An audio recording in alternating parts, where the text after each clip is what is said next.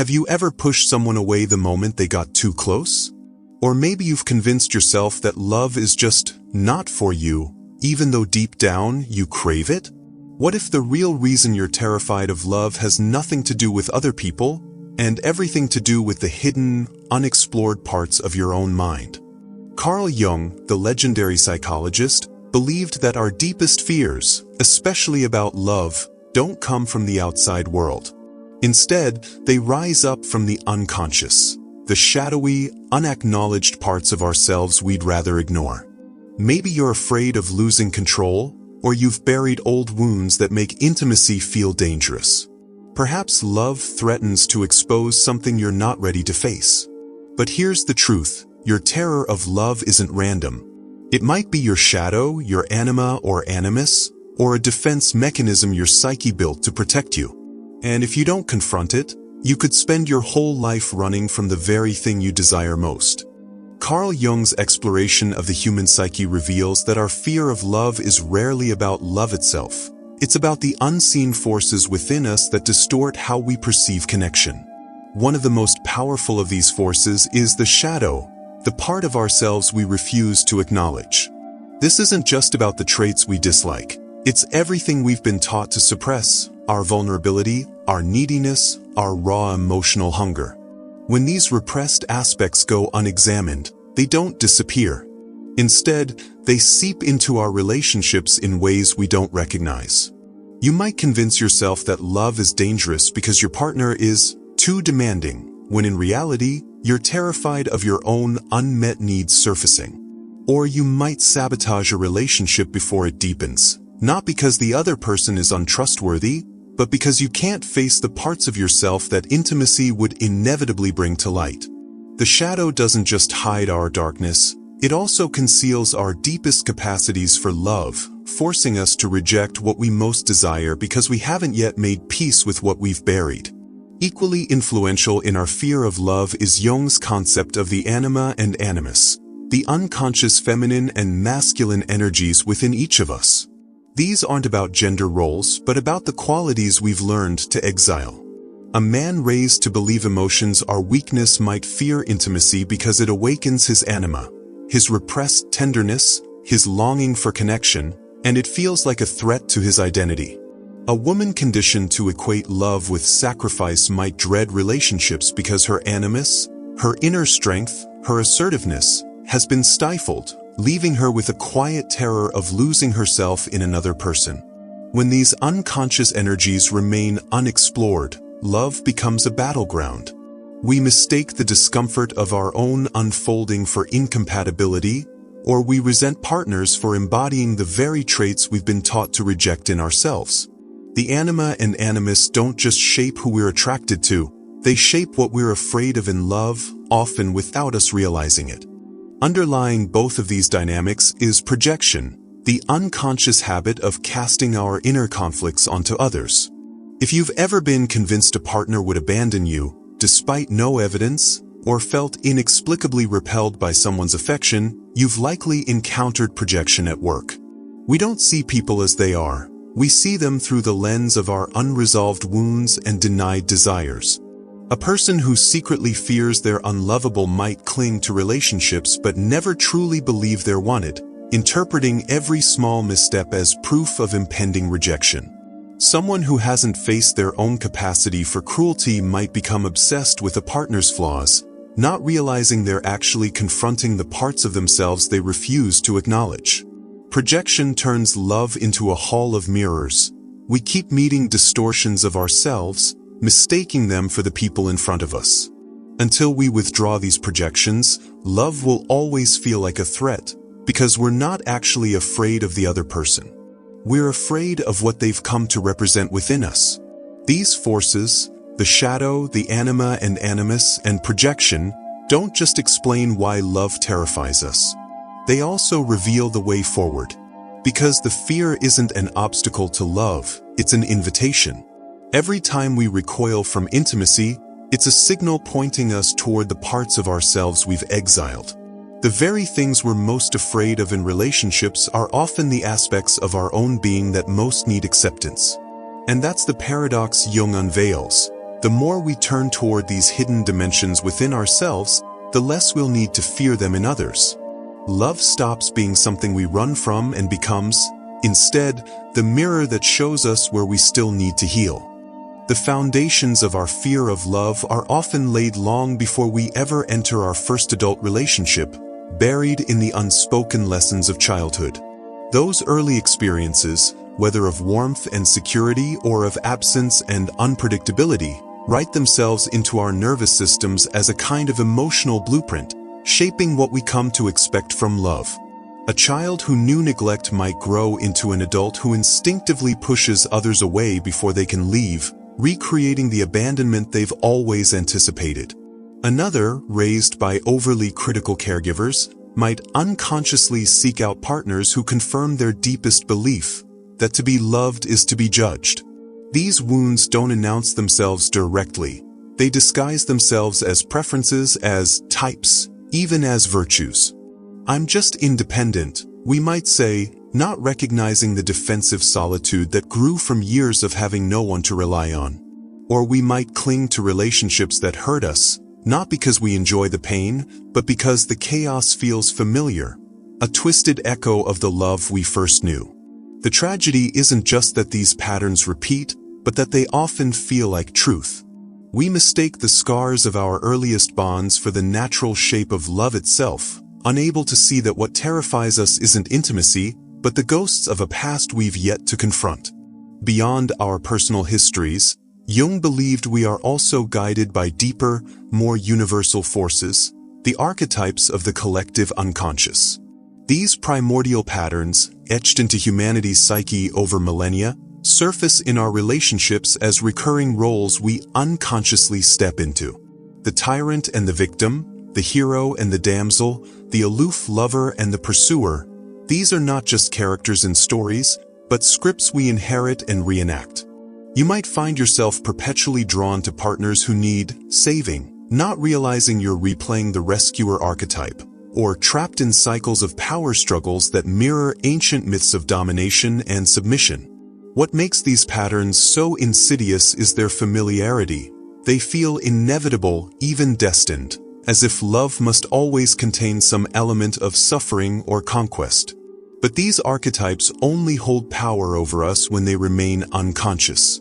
Once recognized, they lose their grip, revealing that what seemed like an inescapable fate was merely a role we'd mistaken for reality.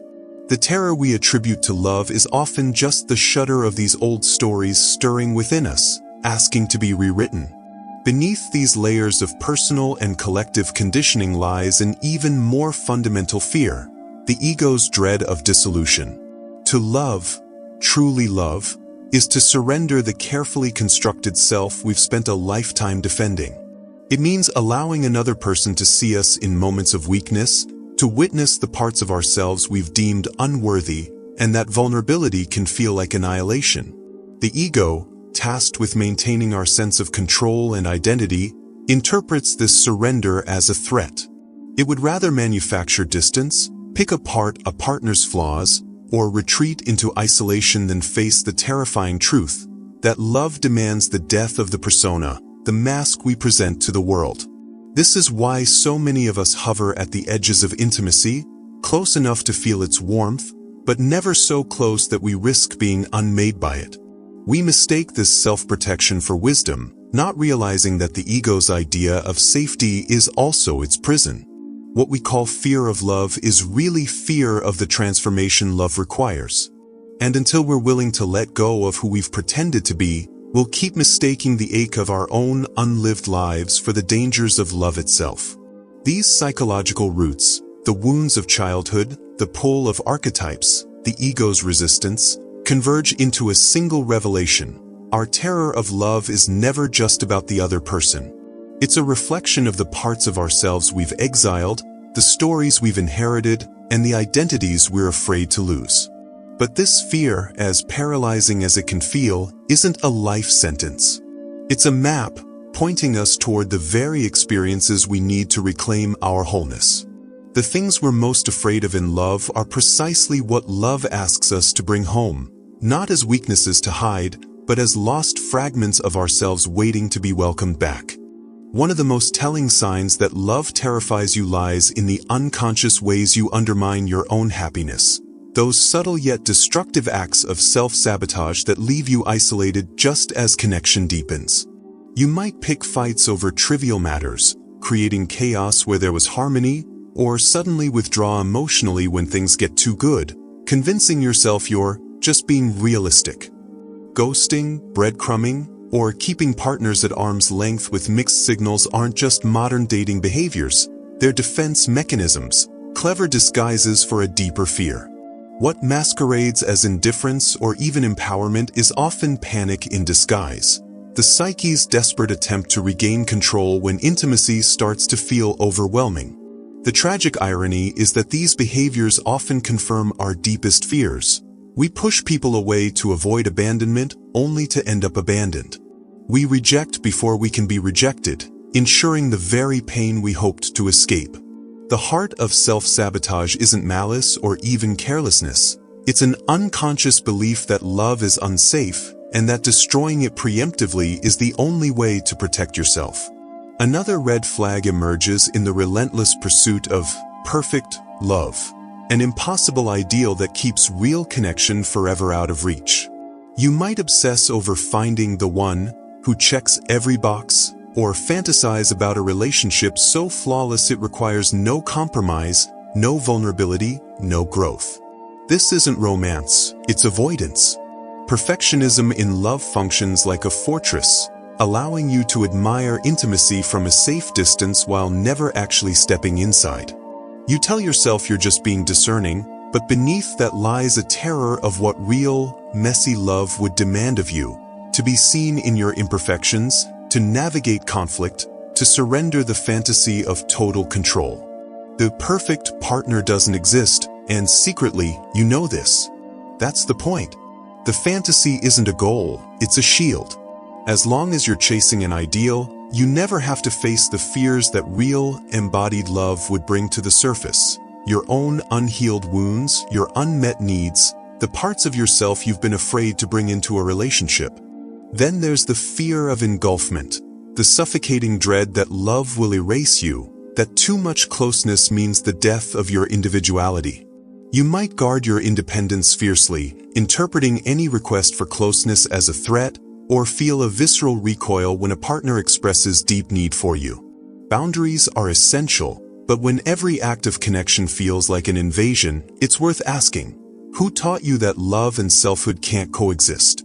Often, this fear stems from early experiences where care came with conditions, where you had to silence your needs, suppress your emotions, or play a role to receive affection. Now, love feels like a trap because, in your past, it was. The child who had to parent their own caregiver learns that relationships mean depletion. The person who lost themselves in a past relationship now equates intimacy with annihilation. But here's the paradox. The more you resist love to protect yourself, the smaller your world becomes. True belonging isn't about losing yourself, it's about being seen, perhaps for the first time. The fear isn't wrong, it's just outdated. It's trying to protect you from old wounds, not the love that could actually heal them. These signs, self-sabotage, perfectionism, engulfment fears, aren't flaws or failures. They're clues, pointing you toward the parts of your heart that still need tending. Every time you ghost, every time you demand perfection, every time you panic at closeness, your fear is speaking. It's saying, here is where I was hurt. Here is what I still believe about love. Here is what I need to unlearn. The terror isn't a life sentence, it's an invitation. An invitation to ask, what if love isn't the danger? What if the real risk isn't connection, but staying forever armored against it? What if the things you're most afraid of in relationships are the very experiences that could set you free? The journey to overcoming our fear of love begins with what Jung called shadow work, the courageous process of bringing our hidden, rejected parts into the light. This isn't about blaming ourselves for past patterns, but about developing a compassionate curiosity toward the aspects of our psyche we've disowned. Start by noticing what triggers intense reactions in your relationships, those moments of disproportionate anger, shame, or avoidance. These emotional flares are often trailheads leading straight to your shadow.